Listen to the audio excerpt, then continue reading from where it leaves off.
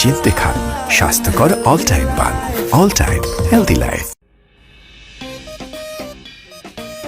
বাদ যাবে না একটি শিশু। এই শহরের প্রত্যেকটা বাচ্চাকে ধরে ধরে পড়াবো। নিজের ভাগ্যের চাকা নিজেকে ঘুরাইতে হবে। সুমন সুলাইমান, টাকা গোনার জন্য প্রস্তুত হয়ে যাও। এরপর শুধু টাকা টাকা। ভাইয়া তাহলে তোমার টাকা গোনার জন্য তো লোক লাগবে, আমাকে রেখে দাও। আমার টাকা গোনার কোনো লোকের দরকার নাই, আপাতত পোস্টার লাগাইতে হেল্প কর। আচ্ছা ভাইয়া, এইসব করার পরে তারপর কি করবা ভাবছো কিছু? কি আর করবো, বাড়ি বাড়ি যাবো।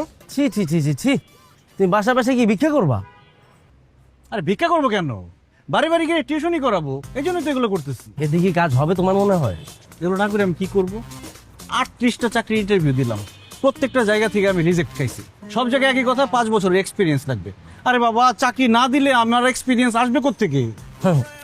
ভাইয়া খেলাটা তোমার এই যে কি জানি বললা অভিজ্ঞতা না, মামলাটা অভিজ্ঞতার মামলা না, মামলাটা হইতাছে তোমার চাকরিতে কেউ একজন কষায় একটা তাবিজ করছে, বান মারছে।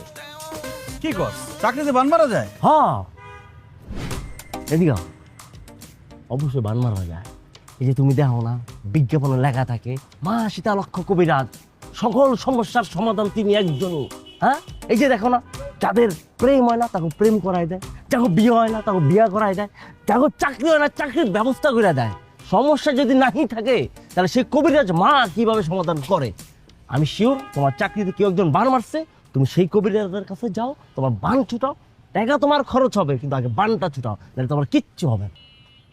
জুতা ছিঁড়ে গেছে 1 সপ্তাহ আগে, টাকার অভাবে নতুন জুতা কিনতে পারতেছি না, আর আমি কবিরাজের কাছে যাবো বান ছুটাইতে। গরিব, এই জন্যই মুরব্বীরা বলে গরিবদেরকে বুদ্ধি দিতে হয় না।